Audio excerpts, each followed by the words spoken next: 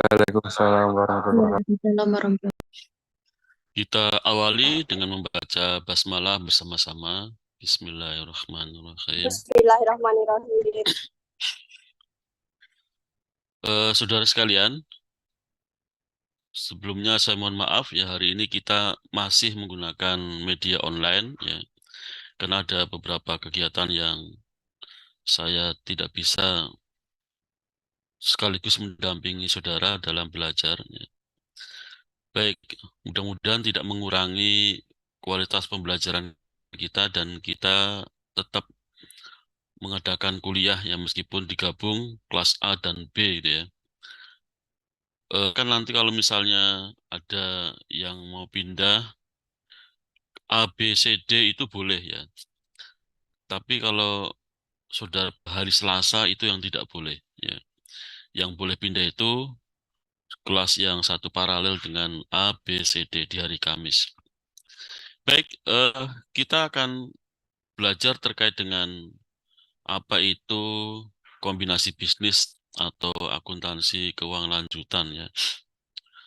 Jadi pada prinsipnya sebagaimana yang saya sampaikan bahwa akuntansi keuangan lanjutan itu berbicara tentang bagaimana perusahaan membuat laporan keuangan konsolidasian. Kenapa dia harus membuat laporan konsolidasian? Karena perusahaan itu memiliki ya perusahaan yang dikuasainya. Jadi asumsi perusahaan membuat laporan keuangan konsolidasian adalah asumsi ketika dia memiliki perusahaan lain ya lebih dari 50%. Ya 50 plus 1 lah ya. Jadi kalau saham yang dimiliki oleh perusahaan induk ya itu yang disebut dengan 50 plus 1 ya. Kemudian perusahaan yang anak itu adalah perusahaan yang dikuasai. Nah, hubungan induk dengan anak itu disebut dengan perusahaan yang memiliki hubungan afiliasi. Itu bahasa bahasa apa namanya? Lumrahnya itu ya. Meskipun nanti sebenarnya afiliasi itu berbeda ya sebenarnya. Oke. Jadi kita akan belajar selama satu semester itu menyusun laporan keuangan ya. Setiap tatap muka itu tidak ada yang tidak menyusun laporan keuangan sehingga kita terus berlatih menyusun laporan keuangan. Sehingga setelah lulus dari sini, dari mata kuliah ini, tidak mungkin saudara tidak bisa menyusun laporan keuangan, ya. Jadi laporan keuangan itu sebenarnya mudah, gitu ya. Mudah. Baik. Ada tipe-tipe apa namanya kombinasi bisnis ya.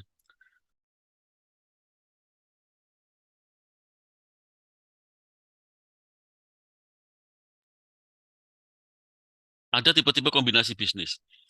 Yang pertama adalah merger, konsolidasi, dan afiliasi. Merger itu adalah penggabungan dua atau lebih perusahaan di mana salah satu perusahaan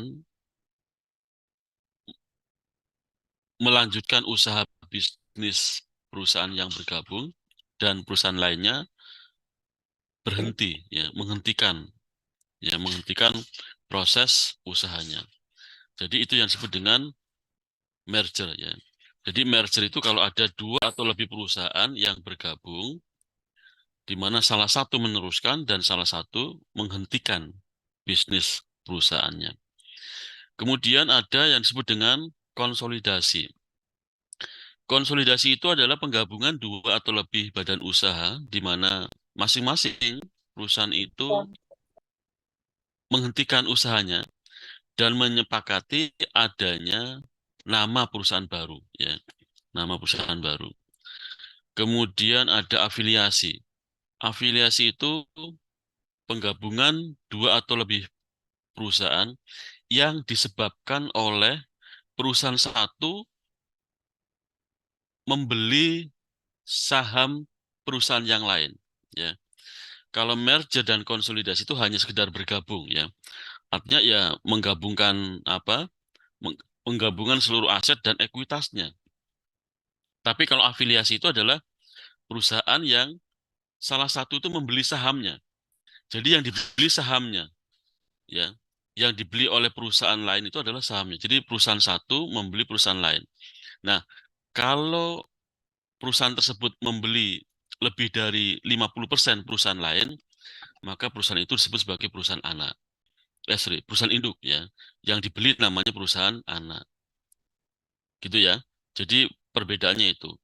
Kalau merger dan konsolidasi itu penggabungannya ya sama-sama apa namanya digabung baik ekuitas maupun asetnya ya. Ekuitas asetnya digabung. Tapi kalau di sini afiliasi adalah bukan bukan ekuitas dan asetnya, tapi cuman asetnya saja digabung, tapi ekuitasnya tidak ya. Ekuitasnya milik perusahaan anak ya. Kemudian itu tipe-tipenya, ada faktor yang mendorong terjadinya kombinasi bisnis. Yang pertama adalah karena pooling of interest. Nah, pooling of interest itu biasanya terjadi pada tipe merger dan konsolidasi ya. Jadi biasanya karena punya visi yang sama, misi yang sama ya, kemudian mungkin produknya sama persis ya, atau mungkin itu untuk meneruskan perusahaan keluarga ya. Itu biasanya pooling of interest. Jadi punya sama-sama satu kepentingan ya. Itu dengan tipe apa? Merger dan konsolidasi. Tapi ada yang disebabkan karena motivasi karena ya kelebihan kas ya. Perusahaan itu kelebihan kas, kemudian kelebihan kasnya itu digunakan untuk investasi ya, menjadi investor pada perusahaan lain ya, dengan membeli di pasar modal. Jadi dengan purchase ya, atau mengakuisisi perusahaan lain ya, mengambil alih perusahaan lain dengan cara apa? Membeli. Contoh misalnya, saya akan mencontohkan sederhana gitu ya. Jadi ada perusahaan Me and You atau You and Me. Me itu adalah perusahaan yang besar misalnya, kemudian You perusahaan kecil.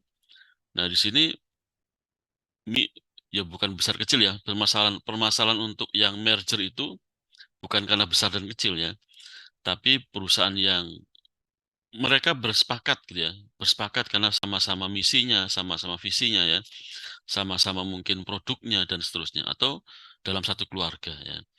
Merger, merger itu dua atau lebih perusahaan, Me dan You, itu sepakat menggabungkan badan usahanya. Di mana di sini disepakati Me itu yang meneruskan perusahaannya dan You itu yang meneruskan yang menghentikan usahanya. Jadi You menyerahkan apa namanya bisnis ini kepada Me gitu ya. Nah, ini masing-masing punya laporan keuangan ya, posisi keuangan, asetnya berapa, kemudian hutang dan ekuitasnya berapa ya. Kalau merger maka sebenarnya tinggal menggabungkan ya. Jadi Me itu mengambil alih semua kekayaan You ya. Ditambahkan semua kekayaan You kepada asetnya Me maupun ekuitasnya Me. Jadi tinggal menjumlahkan saja. Ini kalau merger ya, merger. Kemudian ada yang contoh konsolidasi. Konsolidasi itu adalah penggabungan dua atau lebih badan usaha di mana masing-masing perusahaan itu sepakat membentuk nama baru ya, membentuk nama baru. Jadi misalnya di sini Me and You gitu ya. Me and You itu punya bisnis ya. Mereka sepakat bergabung supaya tidak saling apa curiga, ayo kita buat nama baru ya. Jadi You and Me udahan, bubar gitu ya. Kemudian membentuk nama baru namanya HIM ya, HIM Corporation misalnya. Ya, maksudnya nama perusahaan baru namanya HIM ya. Nah, kemudian HIM HIM Corporation itu tugasnya apa?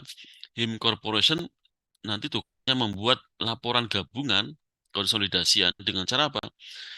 Mengambil alih seluruh aset milik Me dan mengambil alih seluruh aset milik You, serta mengambil alih hutang dan ekuitasnya milik Me dan mengambil alih seluruh hutang dan ekuitasnya milik You, gitu ya. Ya sama ya, ini tinggal menggabungkan. Karena prosesnya adalah proses apa namanya, pooling of interest ya, pooling of interest. Kemudian ada lagi yang terakhir contohnya afiliasi. Afiliasi ini adalah penggabungan dua atau lebih badan usaha di mana salah satunya itu membeli ya, membeli apa namanya perusahaan lain ya. Di mana dalam membeli ini tentu Mi dianggap sebagai perusahaan yang apa? Menguasai, kemudian You yang dikuasai. Sehingga Mi nanti akan disebut sebagai anak, induk, dan You sebagai anak. Jadi Mi, You berubah nanti ya. Kemudian nama perusahaannya menjadi Mi and Subsidiary Corporation ya. Mi and Subsidiary Corporation ya. Jadi di sini perhatikan berbeda ya dengan merger dan konsolidasi. Di sini kalau merger dan konsolidasi ekuitasnya tinggal menggabungkan, tinggal menjumlahkan. Tapi kalau di sini enggak. Ekuitasnya adalah tetap menjadi apa namanya? Ekuitas yang masing-masing harus dihargai ya. Coba di sini ekuitasnya itu tetap 200 ya. Tetap 200. Itu ekuitasnya siapa? Ekuitasnya Mi saja. Karena apa? Ekuitasnya You sudah dibeli sehingga tidak ada. Jadi asumsinya dalam dalam apa konteks perusahaan yang berbasis pada apa namanya? Afiliasi, ini asumsinya sudah dibeli ya. Sudah tidak ada lagi ya. Sudah habis. Yang ada tinggal apa? Ekuitasnya, liabilitasnya dan apa namanya? Asetnya ya. Asetnya. Jadi tidak lagi menjadi bagian dari milik PT Mi ya untuk apa namanya? Untuk eh, ekuitasnya.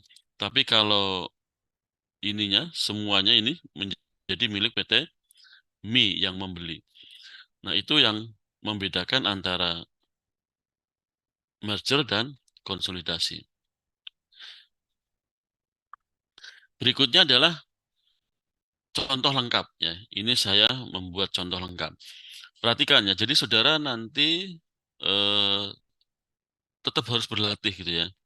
Berlatih. Untuk berlatih ini tidak mungkin kalau saya hanya menjelaskan seperti ini, saudara tidak punya kinerja apa-apa, ya tidak pernah menunjukkan kapan saudara berlatih ya. Maka sebenarnya saya menginginkan latihan itu dinilai mulai hari ini. Tapi karena hari ini bukunya juga belum jadi oleh MUP katanya, maka terpaksa latihannya ditunda ya. Mungkin untuk minggu depan ya. Minggu depan sudah mulai mengerjakan latihan ya. Baik, kemudian kita perhatikan di sini. Ini pooling of interest ya. Jadi pooling of interest itu biasanya perusahaan itu bergabung dengan tipe merger dan konsolidasi. Ya. Kita akan bicara merger. Perhatikan di sini ya. Di sini ada dua perusahaan, PT Mayu dan PT Sana. Ya. PT Mayu dan PT Sana.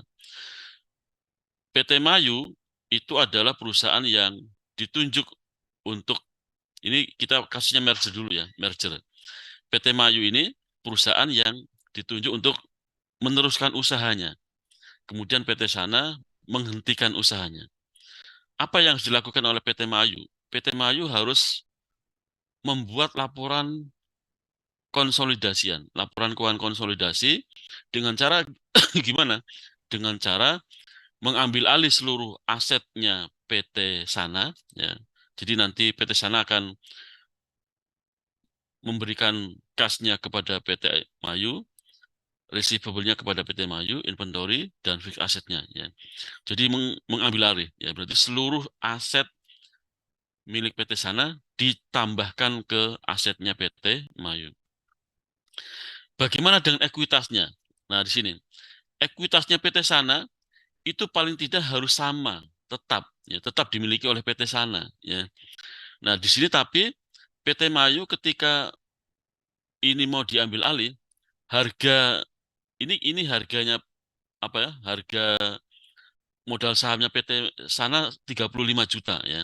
35 juta. Artinya nanti PT Mayu itu harus menganggap bahwa PT Sana juga punya ekuitas sekitar 35 gitu ya. 35 juta.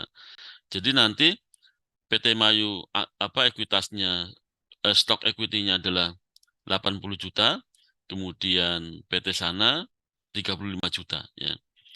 Nah, ketika PT Mayu menganggap ya bahwa PT Sana punya ekuitas 35 juta gitu ya, maka perusahaan PT Mayu akan mendapatkan bonus. Bonusnya apa? Bonusnya ada 5 juta untuk additional paid in capital dan ada retain earning. Retain earning itu laba ditahan ya. Kalau additional paid in capital biasanya disebut sebagai agio saham ya. Jadi nanti ketika PT Mayu menganggap bahwa ekuitasnya PT Sana 35 juta ini sebesar ini, maka nanti yang 5 juta dan 10 juta agio saham dan laba ditahan itu menjadi milik PT Mayu gitu ya. Nah, itu logika sederhana ya. Contohnya, nah seperti ini. Jadi merger PT Mayu sebagai perusahaan yang survive, artinya menjalankan perusahaan. Sehingga dia harus mengeluarkan saham tambahan. Maksudnya pengganti ya. Pengganti sahamnya 35. Nah, sebenarnya 35 itu adalah sahamnya siapa? Sahamnya PT Sana ya. Mengganti sahamnya PT Sana. Nah, jadi saya ulang lagi, karena proses jurnalnya, proses penggabungannya harus dijurnal dulu ya. Jadi ini 5 juta, 10 juta, 20 juta, dan 40 juta itu adalah milik PT siapa? PT Sana ya. Yang nanti ditambahkan, jadi ini yang membuat PT Mayu, tapi cash, receivable, atau piutang, inventory atau sediaan fixed asset atau aset tetap milik PT yang ditambahkan ke PT Mayu. Sehingga nanti PT Mayu laporan keuangannya bertambah kasnya, bertambah piutangnya, bertambah inventory-nya, bertambah fixed asetnya. Jadi ini laporan keuangan PT Mayu, tetapi di sini masih ada sahamnya PT Sana ya. Yaitu apa? 35 juta ditambah 80 juta miliknya PT Mayu ya. Jadi ada 115. Nah, keuntungannya adalah PT Mayu yang asalnya additional paid capitalnya 20 bertambah 25 menjadi 5 menjadi 25 juta. Return earning-nya yang asalnya 25 ditambah 10 ya menjadi 35 juta. Nah, itu konsep yang harus dipahami ya. Nah, kedua ya, contoh yang kedua bisa jadi PT Mayu ketika mengganti sahamnya PT Sana itu tidak 35, lebih besar ya. Lebih besar dari 35. Misalnya berapa? Misalnya di sini menggantinya 45 ya, 45. Nah, kalau PT Mayu menggantinya 45, berarti PT Mayu itu rugi. Ya enggak? Sahamnya PT Sana 35 tapi diganti oleh PT Mayu itu 45 ya. Jadi secara nominal PT Mayu mengganti 45 ini gitu ya. Kerugiannya ada rugi berapa itu? 35 dan 45, ada rugi 10 gitu ya. Maka kerugiannya adalah PT Mayu tidak berhak mengambil alih additional paid in capitalnya PT Sana ya. Additional paid in capitalnya PT Sana kan ini ya, 5 ya. Jadi ini sudah tidak ada lagi milik PT Mayu, ya, sudah tidak dimiliki oleh PT Mayu. Nah, masih tombok lagi ya. Masih tombok lagi sebesar 5 juta lagi ya. Kan tadi kerugiannya 10 juta ya. Jadi untuk nombok kerugian 5 juta itu maka PT Mayu merelakan ini tidak diakui ya. Masih kurang lagi, maka di sini diambilkan dari return earning-nya PT Sana ya yang 10 juta. Sehingga PT Mayu hanya bersedia menerima berapa? 5 juta saja ya. Paham ya maksudnya ya? Jadi ini 5 juta itu dari mana? Dari hasil PT Mayu mengurangi ya kerugian ya yang seharusnya dia 10 juta tapi masih ada kerugian 5 juta. Ya, sehingga PT Mayu hanya berhak mendapatkan 5 juta. Sehingga laporan keuangannya untuk yang ininya tetap ya. Jadi ini yang diperhatikan kalau yang ini baik nanti merger maupun konsolidasi untuk asetnya sama ya. Berapapun nanti PT Mayu melakukan penggantian sahamnya PT Sana itu kondisi ini tetap sama. Yang berbeda kita hanya bermain di apa namanya yang warna merah ini ya. Jadi nanti yang berbeda itu. Nah, ini 80 juta ditambah 45 juta ini ya. 80 juta itu miliknya PT Mayu dan 45 itu adalah miliknya PT Sana yang dihargai oleh PT Mayu. Jadi PT Sana di dalam stok equity ini ya, itu milik PT Sana 45 juta, milik PT Mayu 80 juta. Nah, tapi additional paid in capitalnya PT Sana sudah tidak ada. Ini hanya milik PT Mayu ya. Return earning-nya PT Mayu yang 25 ditambah 5 juta ya. Sehingga ada 30 juta. Bisa jadi gitu ya. PT Mayu mengeluarkan lebih besar lagi. Nah, misalnya yang seharusnya harganya 35 ya, nilai nominal 35 oleh PT Mayu diganti dengan harga 75 gitu ya. 75. Sehingga ada kerugian berapa ini? Berarti 35 ada 40 ya. 40 juta ini. 40 juta ini kerugiannya. Ya. Nah, dari mana PT Mayu akan menombok juta ini? Nah, maka PT Mayu akan pertama ya kehilangan apa? Kehilangan, coba perhatikan ini ya. Pertama dia akan kehilangan ini. Kehilangan 5 juta, hilang ini. Ini hilang. Kemudian masih kurang lagi kan? 40 kan? Masih 35. Akan kehilangan return earning-nya PT Sana. 15 ya. 40 dikurangi 15, tinggal 25 gitu ya. Nah, 25 mau diambilkan kemana lagi? Nah, akhirnya dia berkorban untuk dirinya sendiri. Additional paid in capitalnya dia dikurangi juga. 25 kan? Ini tinggal 5 ya. Jadi 5, 15, 35. Tinggal 5. Maka terpaksa return earning-nya pun berkurang 5 ya. Jadi ini tinggal 20 di sini. Di sini tinggal 20. Kalau ini sudah habis ya. Ini sudah habis, ini sudah habis ya. Ini juga sudah habis ya. Nah, jadi nanti di laporan keuangannya PT Mayu, maka return earning-nya sekarang tinggal 20 saja ya. Additional paid capital-nya ada nggak? Nggak ada. Ini sudah hilang ya, sudah hilang ya. Jadi return earning-nya tinggal 20. Kita lihat ya. Nah, ini ya. Tinggal 20. Secara logika seperti itu. Ya. Nah, ini kita lihat ya. Kenapa di sini ada additional paid in capital-nya PT Mayu dan return earning PT Mayu? Karena ini milik PT Mayu ya. Kalau berkurang maka di debit ya. Sifat ekuitas kan seperti itu ya. Berkurang itu di debit, bertambah di kredit gitu kan. Nah, ini PT Mayu ininya berkurang ya. Jadi habis ini negatif. Return earning-nya juga habis ya. Nah, oke ya. Tapi stok equity-nya PT Mayu PT Sana 75. Jadi di antara 155 ini 75 juta itu milik PT Sana ya. Yang 80 milik PT Mayu ya. Oke ya, ini konsep yang perlu saudara pahami bahwa ketika PT Mayu itu menilai sahamnya PT Sana lebih tinggi atau jauh di atas apa namanya kemampuannya PT Sana sendiri gitu ya. Bisa jadi dia mengorbankan dirinya sendiri ya, PT Mayu sendiri. Oke. Nah, bisa jadi PT Mayu itu